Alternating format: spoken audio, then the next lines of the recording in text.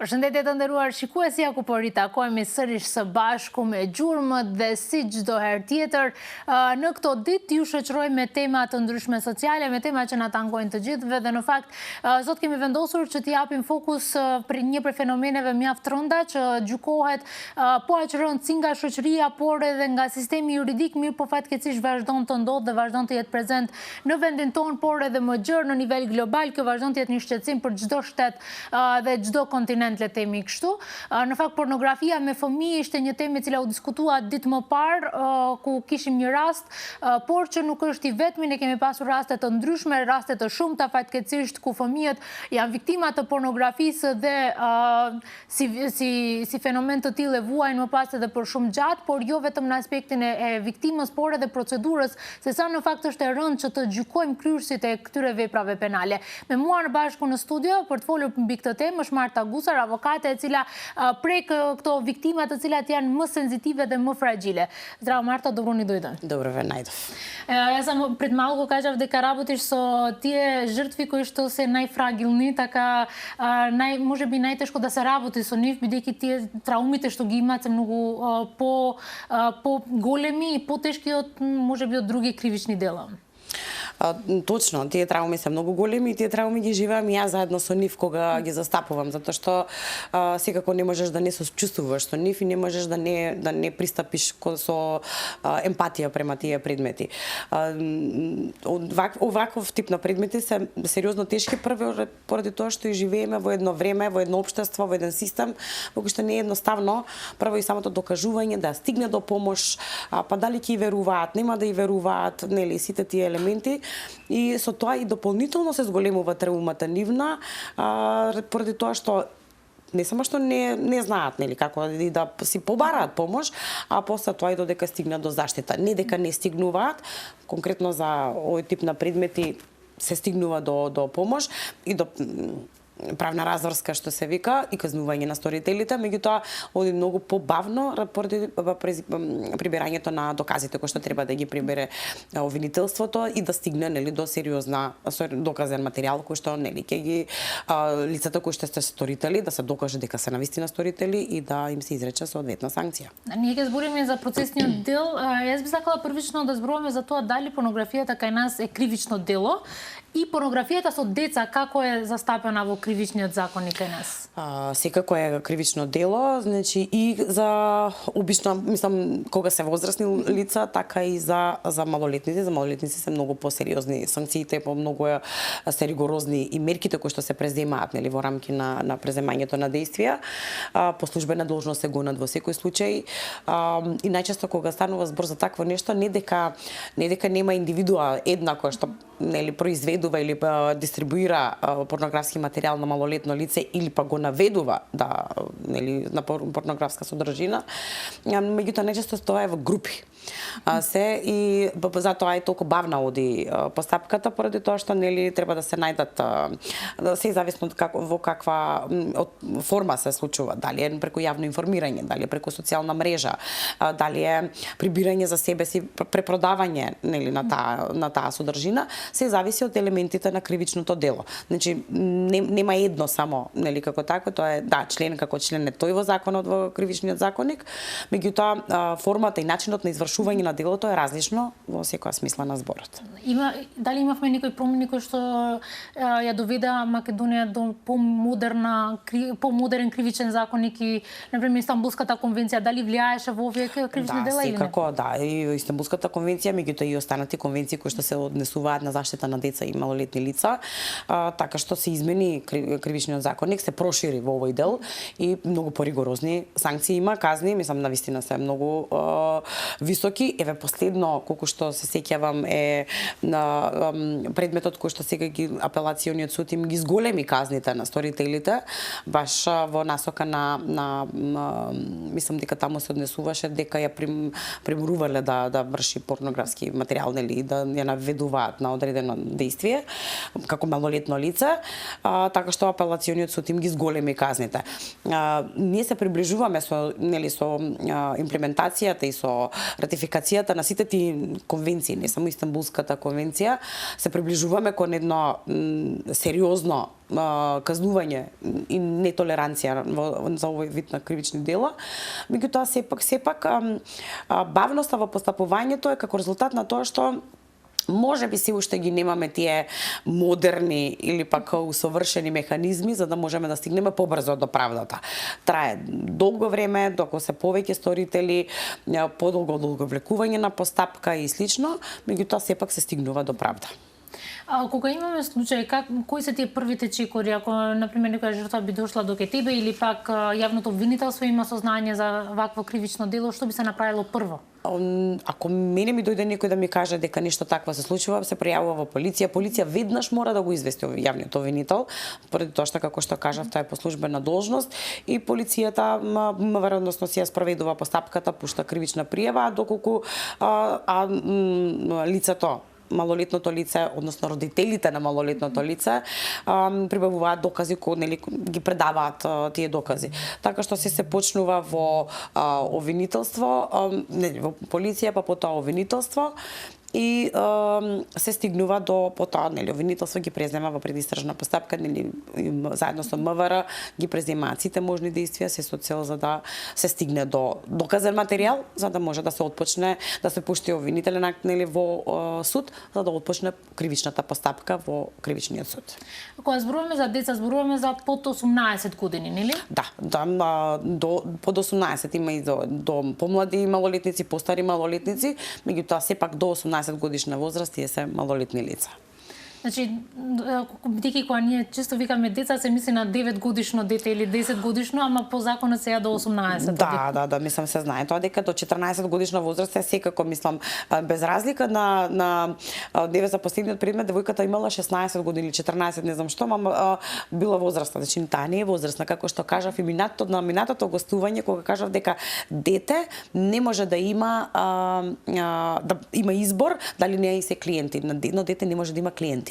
Значи, тоа, кога зборуваме за дете, на 14 години дете, автоматски ми доаѓа да го кажам дека е дете, не може да има клиенти и не може тоа дете да избира дали сака да има полово действие со одредено лице или не. Значи, тоа дете едноставно е подведено по возрастни лица кои што тоа се случува.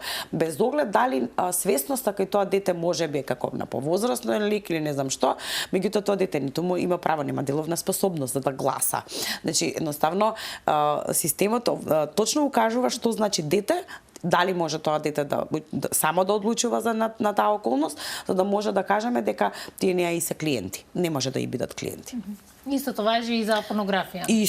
Истото важи за доколку сум имала ситуација предмет каде што едно лице заканувајќи се на девојката, девојка е сепак е малолетна, она е возрастна, меѓутоа е малолетна, на девојката дека нејзиниот брат ќе биде повреден и слично и праќа, ја набедува да прати, приморува да прати слики, фотографии од неа, се со цел за да ја оценува со тоа, така нема да го повреди нејзиниот брат. И од старт веќе станува збор за кривично дело. Ние секогаш викаме, ма зошто девојката не кажала на брат или на незините, па да го спречи, тоа. Меѓутоа, тогаш уствари се утврдува дека тоа дете, затоа е дете, значи многу малце треба да се исплаши за да направи одредено действие кое што е како резултат на уцена или пак набедување од другата страна. Ние ќе продолжиме да зборуваме на оваа тема, одиме со малце реклами, шкаме пак публицитет да дорикнеме на këtë temë për ta zgjeruar në fakt dhe për të folur edhe pak më shumë për gjitha dimensionet e pornografisë me fëmijë. Jemi sërish në studio dhe vazhdojmë të jemi në temën e pornografisë me fëmijë, pavarësisht se sa shpesh e kategorizojmë si temë shumë delikate, por gjithashtu edhe si një prej veprave shumë të rënda. E njëjta ndodh është pjesë e shoqërisë tonë fatkeqësisht dhe prandaj është shumë e rëndësishme që ta diskutojmë të njëjtën dhe të shohim gjitha dimensionet e saj. Marta, ние останавме кај децата, кај жртвите, дека сите може да бидат жртви до 18 години се деца. Но колку е важен тој моментот и родителите, но и општеството да знае дека кога се работи за под 18 години нема некоја волја која што може да се зима као причина за да се можеби да не се вика порнографија со дете. Не постои таква нешто. Значи, затоа го кажуваме, ние на 18 годишна возраст текнуваме деловна способност да можеме да гласаме. Значи, не може ние да имаме претходно некаква волја. Може да биде волја во друга насока, дали во друга перспектива, во друга област и слично. Меѓутоа, во делот на испраќање на голи слики и фотографии, сторителот може да биде исто така малолетно лице. Не мора да биде полнолетен граѓанин, нели, каде што ја наведува, нели, девојката да има таква вид на содржина на фотографии и слично. Меѓутоа, и самите двајца, значи, не се доволно свесни за последиците кои што произлегуваат од тоа. Значи, ако сторителот е полнолетно лице, тогаш има свесност, нели, дека станува збор за кривично дело. Не мора да значи ако имале свесност, немале да стигне да го вршат тоа кривично дело. Меѓутоа, да речеме дека немале познавање можеби. А од друга страна, кога станува збор за малолетно лице, малолетното лице не ја знае сериозноста на тоа действие, не може да одлучи самостојно дали тоа правилно или не е правилно, дали е под страф или не е под страф. Така што не постои опција дете на 14 и на 15 и на 16 години да одлучува самостојно во тоа дали има одредено действие правилно или неправилно. До толку повеќе што и самите родители треба да им е јасно дека тоа дете нема право, првично нема право. Мислам дека во последно време времето се смени, не е она време ние кога растевме. Јас кога растев, значи родителите, авторитетот на родителите беше многу поголем. Сега во денешно време кај децата им се даваат можеби поголема слобода во одлучување на многу помали години. Кој што во ред е таа осамостојување на тие деца, нема тука збор, меѓутоа за одредени работи, особено во достапноста на социјалните мрежи сега, кои што ние растевме само со фиксен телефон. Тоа викам сега, нели, тоа време и ова време се две различни работи, не можам ни да ги споредам, меѓутоа во секој случај и при толкава достапност на информации кои што имаме сега, повторно да не се случи такво нешто, за мене, пример, да речеме, нереално. Реално е многу, тоа што, нели, секоја свесност е различна, познавањето е различно, средината каде што живеат и децата или сторителите е различна, меѓутоа мора да има познавање, мора да има свесност дека тоа дело, дека тоа дете, доколку се случи да биде во таква ситуација, веднаш треба да извести некој повозрасен, за да не се плаши да се разговара. Со децата треба да се разговара многу и не тоа да биде на телефон, не да биде избегнување, нели, на ситуација, значи треба само да се разговара, особено од пубертет натаму, постојана комуникација со децата, за да не се стигне до таква ситуација. Иако, пак ќе кажам, тоа не значи дека тоа нема да се случи. Дали мислиш дека со ова големо развивање на технологија, социјални мрежи, имаме и поголеми случаи на порнографија со деца? Дали оди паралелно? Па сега не знам колку дали оди паралелно, меѓутоа дека се зголемува, затоа што порано беше понедостапно. Можеби се случуваа работи, меѓутоа тоа беше во директна комуникација, па немавме јавно информирање, нели такво. А сега е сосема поразлично и нормално дека прогресира тоа, нормално дека паралелно ќе оди. Достапноста, пак ќе кажам, на овие социјални мрежи, на овие системи кои што не се достапни, а и цел ден се на телефон, сите, мислам дека особено на таа возраст, веројатноста да се случи многу поголема во споредба со претходните години. Така што таа технологија не треба да, мислам, одиме, нели, напред. Ние сме во 21 век, одиме напред, технологијата треба да оди напред и жалосно ми било да ја обвинуваме само технологијата дека тоа нешто се случува. Затоа ни треба една култура, едно воспитание, една свесност која што ја стекнуваме дома, ја стекнуваме во школа, во образовните системи, за да не стигне да овој процес на развој на технологијата не доведе до да бидеме жртви на такво нешто или пак да бидеме сторители на такво нешто. Мислам, сега еве од двете страни би го зборувала. Да се насочиме малку кон жртвата. Кои се некои права особено на процесниот дел кои што ги имаат овие жртви, а можеби ги немаат другите жртви? Дали имаат некои дополнителни права бидејќи од тежината на кривичното дело? Не истите права се, мислам, само кривичното дело е со поголеми казни према сторителите. Жртвата на ист начин го докажува, односно нели се прибавуваат докази, на ист начин се дава исказ во обвинителство, на ист начин дава исказ во кривичниот суд, така да кај нас се уште мислам дека нема сензибилитет за жртвиве, не само за ова дело, за сите кривични дела кои што се однесуваат, нели, каде што жртва има жена или малолетници. Да има со оглед на тука дека се малолетни деца, посебна, мислам, се води како посебна постапка, меѓутоа тоа е начинот на давање на исказ. Значи, заштитата не може да биде во таа насока, меѓутоа сепак се позаштитени и посензибилизирани кога станува збор за малолетничка деликвенција или пак жртва малолетник. Дали се казните доволни, Марта? Бидејќи ако ги прашаме граѓаните, често пати кога се работи за овие вид на кривични дела бараат многу големи казни, но реално дали овие казни се доволни? Видете сега последново, не знам колку ќе се сетам, меѓутоа последново беше апелациониот суд им зголеми на 12, на 18, на 13 години затворска казна. Верувајте, не е мала работа некој на возраст од 30, 40, 20, не знам колку беа различни групи, да помине 15 години во затвор.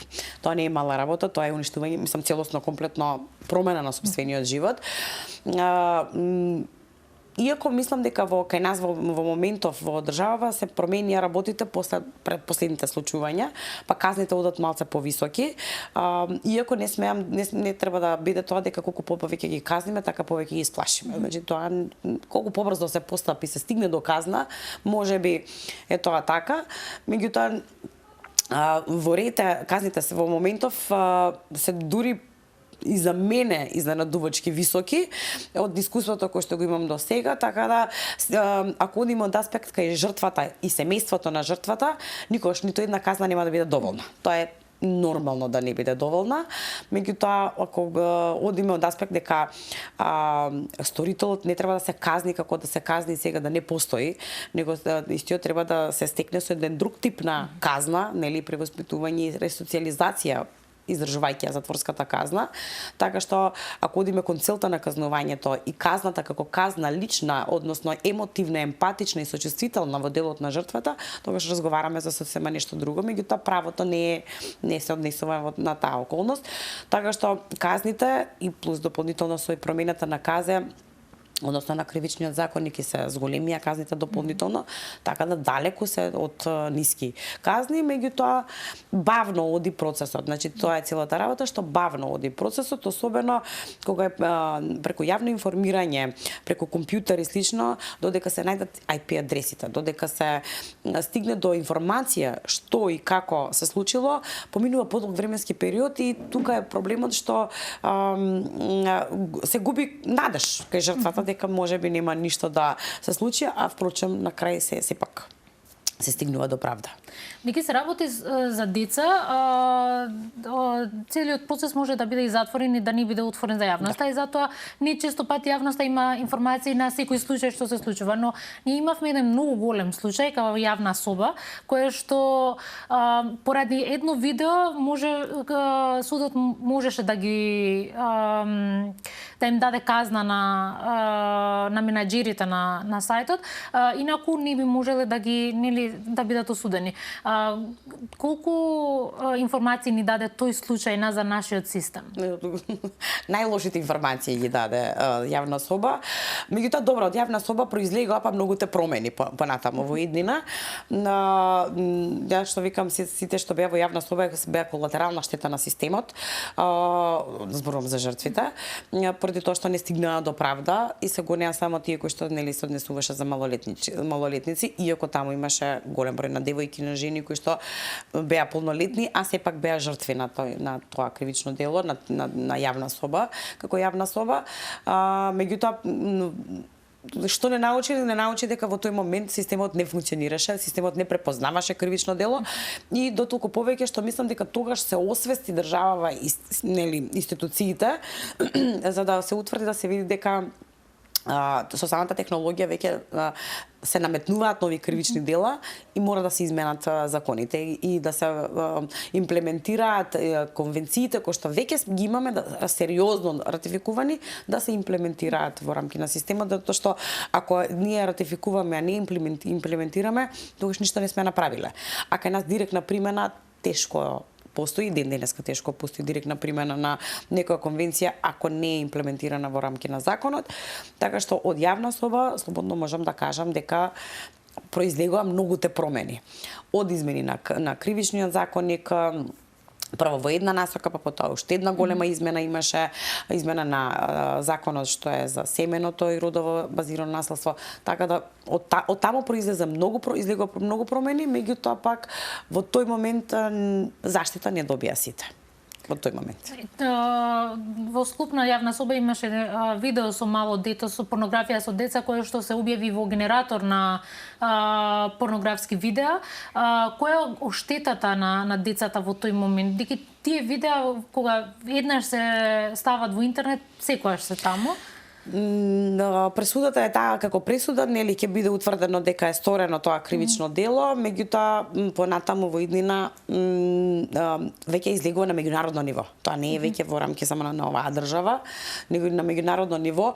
Во кој дел, искрено да бидам, не сум информирана до каде стигна заштитата, односно дали е повлечено тоа видео и дали има надомесна штета родителите, односно малолетното дете, меѓутоа треба да се стигне на меѓународно ниво, да се прошири кон нели заштитата и на меѓународно ниво, заради тоа што ние кога ги ратификуваме и ги имплементираме овие конвенции за заштита на права на деца, Европска конвенција и слично, не е само за да биде само во државата, нели таа е на меѓународно ниво, на ниво на Европска унија или пак не е битно, каде што заштитата треба да премине веќе и во таа насока, меѓутоа стварно во овој момент немам информација што се случи во тој дел во поглед на таа заштита на тоа дете. И за жал, вие рековте дека моментално можеме да најдеме IP адреси, но колку се доволни IP адресите понекогаш, бидејќи се работи за дигитална ера на живење, а особено со јавна соба дознавме дека Македонија јако бараше информации од различни социјални мрежи, тие ниту вратеа информации, така да... Пак ќе кажам, со јавна соба некако го кршевме мразот сите, прво за да утврдиме дека може да постои такво дело, после тоа за да се утврдува, да се види дали може да стигнеме до докази, нели, IP адреси и слично, меѓутоа и кај нас и компјутерски криминал веќе се усоврши во тој дел, каде што да, можеби IP адресите не се доволни, така е, затоа што знаете како што викам јас, од една страна јавна соба ни ги отвори очите, меѓутоа им ги отвори очите и на сторителите. Па така што сега од дома нема да го прават тоа, него ќе се приклучат на друга IP адреса каде што нема да се знае. Меѓутоа, кога станува збор за таква порнографија, на такво нешто, значи секоја жртва, секоја девојка знае некоја интимна фотографија која што пратила, каде ја пратила. Значи, изворот ќе се знае. Така да, затоа викам, затоа што ако излезе фотографија на едно лице, кој што девојката ја пратила, детето го пратило на еден човек, она знае на кој човек е пратила. Така, и од таму веќе произлегува. После тоа дали ќе биде тоа IP адреса или не знам што, сепак нели веќе се знае изворот, се почнува од изворот. Потешко е нормално да се докажува тоа, меѓутоа не е невозможно. И зима време, како што кажавте. Да, подолг временски период, тоа е малку специфично, во ваквите предмети на вистина подолг временски период зема, особено ако станува збор за некоја социјална мрежа, па директно информирање таму, нели добивање официјални информации, и ако е на меѓународно ниво дополнително, и тоа е нормално да оди на вистина долг временски период, меѓутоа затоа викам можеби е побавно, меѓутоа не е невозможно. Колку отприлика зима 3 години или помалку повеќе? Па тука отприлика негде 3 години. Не можам да генерализирам така, значи може да биде за година дена да се најде се и да се почне постапка, за година и пол да заврши постапката, меѓутоа може да потрае година и пол да се бараат се уште докази, нели да се прибавуваат се уште докази. Нема генерализација, се од предмет до предмет, затоа што секој предмет, иако пример да речеме, два исти предмети по тој член да се водат се комплетно различни. Начинот на сторување на делото, иако битијата на делото може би се исполнети во целост, меѓутоа начинот на нели и на преземање и на барање на докази може да е многу различен, па од тоа затоа викам не можам да генерализирам дека баш 1 година или 3 години или 2 години. Нешто што е загрижувачки во овој дел е и конекцијата на порнографија со деца со педофилите, пошто знаеме дека голем извор на материјали зимаат од токму од овие од порнографија со деца и од тие генератори на овој контент. Дали имаме ние случаи такви кај нас или пак дали знаеме за такви случаи? Па еве знаеме, последно беше професор што и да беше вработен во Битола. По последното нешто мислам зошто некој на 40 на 50 години би сакал да има слики, фотографии од девојчиња од 13 години. Со вака се што викам чарчески муабети ќе слушнеш, ќе кажеш, ама знаете како девојката личи на 25, девојката може да личи на 35. Значи, ако има таа 15, има 15 години. Тука завршува секоја дискусија на таа околност. Така што имаме и кај нас, меѓутоа, еве, гледам дека веќе отпочна таа истрага, нели дека веќе се води постапка и слично, меѓутоа како што ќе се одвива не знам, а инаку точно изворот тоа педофилијата е сакале или не вкорената во еден систем, не само кај нас, на светско ниво, така што реално потекнувањето на потребата да барам таква порнографија, да споделувам или па да набедувам некој, да наведувам да ми пушти такви фотографии, особено кога станува збор за малолетно дете, што е друго освен ако не е педофилија. Но дали ние можеме да имаме вештачење за да се знае дека еден сторител е педофил и дека треба во таков начин и процедурата да оди или не? Да се оди по ист член? Не си има, значи тоа е обвинителство кое што ги се испроведува, може да има и вештачење да се утврдува неговата психичка состојба, значи реално педофилијата е еден вид на болест, нели, мислам така да си има начини обвинителство како да стигне да го докаже тоа, меѓутоа дали го прават тоа или не, тоа е веќе прашање на обвинителство. Зашто го кажувам ова? Затоа што јас кога би застапувала жртвата. И како полномошник на жртва, која што е оштетено лице, јас можам да доставам дополнителни докази, меѓутоа не ја водам јас постапката. Односно, обвинението се знае кој го покренува и слично, така што се зависи од одлуката на обвинителство дали смета дека треба дали треба токму за тој предмет да утврдува такава околност. Ние ќе се фокусираме малку повеќе на кај жртвата после рекламите, што има пак публицитет да власиме тепер би виктимате екти крими. На këtë pjesë të tretë e emisionit do fokusohemi pak më shumë tek fëmijët, të cilët janë viktima direkte të pornografisë me fëmijë, pasi e njëjta realizohet përmes tyre, kënaqja e dëshirave të personave mator bëhet përmes pornografisë me fëmijë, ne prekëm edhe pak pedofilin, po do fokusohemi pak te viktimat. Децата кои што се жртва на порнографија со деца, дали добиваат доволна заштита од државата? Дали тоа би било психолошка, финансиска или не знам, некој друг вид на заштита? Не. Значи, јас до сега немам информација дека некој добил таква заштита. Надомесна штета, да, од сторителот може да си бара, меѓутоа обештетување од страна на државата, искрено да бидам, до сега немам информација, може би и грешам, може би ми е моје непознавање, меѓутоа од до сега, значи јас во конкретни предмети кај мене, значи едва сум се изборала да имам обвинение, а не па да барам по тоа некаква заштита.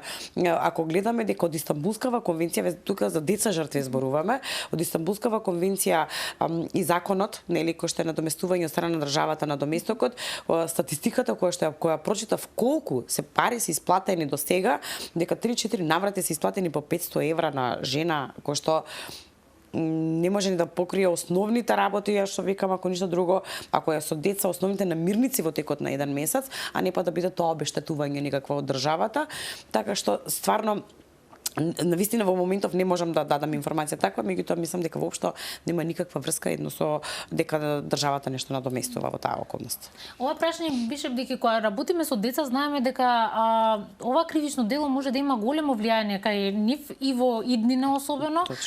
И затоа би морало психолошка заштита. Психолошката поддршка како психолошка поддршка ќе постои, нели, ќе биде дека тоа дете треба да биде, нели, постојано, нели, со психолошка поддршка. Меѓутоа моментот е дека сега имаме ние бесплатни психолошка поддршка и пак тоа не се државни, него е на невладините организации, така што како поддршка психолошка да, меѓутоа од друг аспект, можеби школување, можеби нели отргнување за заштита да се една од работите, ако ништо друго, е добро што немаме информации за кое лице станува збор. Можеби блиската околина знае, меѓутоа јавноста не знае дека баш тоа дете било жртва. Заради тоа што ако би знаело народов наше, мислам не само наш, секаде, меѓутоа ние сме сепак една мала држава, тоа дете би имала сериозна травма, би имала нели во иднина и во низниот раст и развој и мислам дека тоа би следело со сосема друга нели насока на незиниот здравје. Така единствената заштита мислам што е добра во овој момент каде што е исклучена јавноста, нели нема допирна точка јавност, едноставно се молчи, односно се заштитува идентитетот на жртвата. Се друго е плюс дополнително доколку и родителите работат со тоа дете. Дали имаме во овој вид на кривично дело разлика помеѓу колку деца, машки и девојки се жртви или пак нема тука разлика? Не, мислам дека нема разлика, ради тоа што во последно време има доста и машки, има од секогаш има и машки деца жртви, меѓутоа пак ќе кажам кај нас културата се уште не ни дозволува да ние не се срамиме од тоа да побараме помош. Кај мажите секогаш мислам кај мажите, кај машките деца, тие се деца, тие не можат да побараат помош, меѓутоа не можат ако треба да отидат на родителот да кажат нешто, стравот и срамот кај машкото дете е многу поголем за разлика од кај девојчето.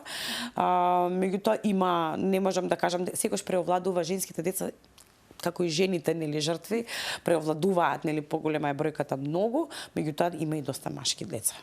Дали имаме секундарна виктимизација не само од системот, туку и од општеството, бидејќи на пример често пати и со јавна соба општеството викаше зашто она има пратено тие слики, или зашто се обликува така или не знам некое друго зашто. Точно, кај нас е секундарната виктимизација, мислам дека попримарна е отколку како секундарна. Мислам како гледаме се она што се случува низ социјалниве мрежи за сите предмети, значи за се она што јавноста е запознаена, а не па за вакво нешто. Така што секогаш да викам секундарната виктимизација, мислам дека кај нас е знае да биде по-силна и по-драматична во споредба со примарната виктимизација. Секогаш затоа викам добро што децата жртви се заштитени во таа насока за да нема таква виктимизација. Меѓутоа сепак ќе има макар и со едно известување како што имаше известување за другиот предмет кој што беше со групата сторители и пак било тоа дека таа ги провоцирала, па клиенти биле, па ние ја знаеме, таа било таква. Секундарната виктимизација е се присутна кај нас. И колку повеќе имаме, тука мислам дека паралелно оди дополнително, технологијата колку повеќе оди напред, толку повеќе виктимизацијата се зголемува на жртвите, без разлика во која област, без разлика дали се деца или не се деца, од преку јавното информирање и нормално како и секој што смета дека треба да има мислење за нешто и да каже нешто. Тоа што дома не може очигледно да го каже.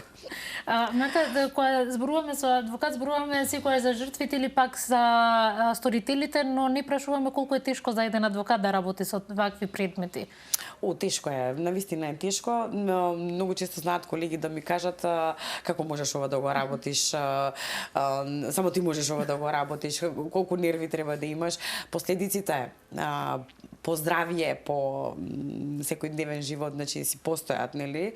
Меѓутоа на крајот на денот јас викам дека доколку сум одлучила да заштитам одредено лице, дете, жртва, жена, мислам полнолетно или малолетно, би одела до крај, нели, со оглед на тоа дека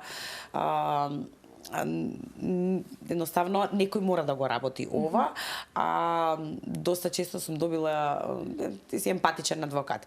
Во адвокатурата не може да постои емпатија, нели, сакам да кажам дека ние мора да работиме по право, меѓутоа да, тешко е заради тоа што сите трауми ги живеам јас со нив. Јас не сум само јас, и други колешки, колеги кои што го работат ова ќе ви го потврдат. Тешко е, меѓутоа заштита им треба на тие луѓе и мора да ја добијат. Ако би останала само на државата, дали би ја добила истата заштита, бидејќи јавното обвинителство би требало од страна, нели, и на жртвата да работи?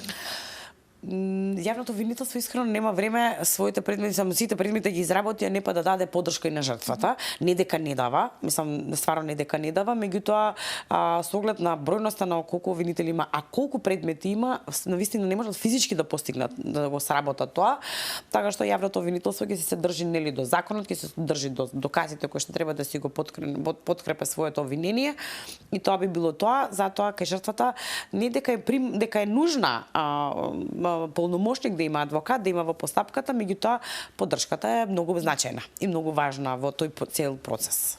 Ако би имала сила да промениш нешто во системот за порнографија со деца, кој би било клучниот дел? Ние спомнавме многу пати дека процедурата е бавна многу. Дали тоа би било или пак прибавување на докази, кој би бил клучен дел за промена? Само тоа да биде побрзо, односно да имаме нова технологија до 21 век, нели, во Македонијава, и познавање на тие кои што работат тоа, не дека сега инспекторите кои што работат дека не го знаат това. Мислам, воопшто не ми е целта кон тоа да го кажам, меѓутоа кога тие би имале една современа технологија, кога тие би имале современи апарати, тоа да го имат, многу побрзо ќе биде нели, прибавувањето на докази, а со тоа и заштитата на жртвата, а и дополнително да поминат сите кон обуки, упорно цело време тоа го кажувам, затоа што мора да бидат сензибилизирани пред се, а после да знаат да ја користат таа технологија за да стигнат до заштита. Така што севкупно би променила, значи, во кој што додека едно лице не помине, не знам на какви обуки, за да биде сензибилизирано во секоја смисла на зборот, не би бил на тоа работно место каде што би работел. Дали вештачката интелигенција не е следна закана, особено за овој дел, дека можат многу лесно да се креираат фотографии, видеа со ваков контент? Да, ама се познава. Значи, што е вештачка интелигенција, барем се уште, знаеме кога е вештачка интелигенција, знаеме кога не е, тоа може многу брзо да се провери, затоа што вештачката интелигенција не е создадена за да ние не знаеме дали тоа е вистина или не е вистина, него напротив информацијата ја дава самата вештачка интелигенција дека е направена вештачка интелигенција. Да, можеби има ризик, меѓутоа во секој случај, пак ќе кажам, повторно се знае, нели, од како дали тоа вештачка интелигенција. Затоа викам, како се технологијата оди напред, и нашето знаење треба да оди напред, значи самата држава да биде подготвена на таа нова технологија, да биде обучена и да имаме и ние новата технологија со која што би ги наоѓале сторителите на овие кривични дела. Марта, фала ти многу за времето за денеска. Не знам дали имаш некоја крајна порака за нашите гледачи? Освен воздржете се од действија кои што значи се кривично дело, дури по цена да не знаат што е кривично дело, казните се сериозни и јас дури би одела и на многу поголеми казни, ако се прашувам, чисто да никој да веќе да не му текне, иако тоа нели не е хумано.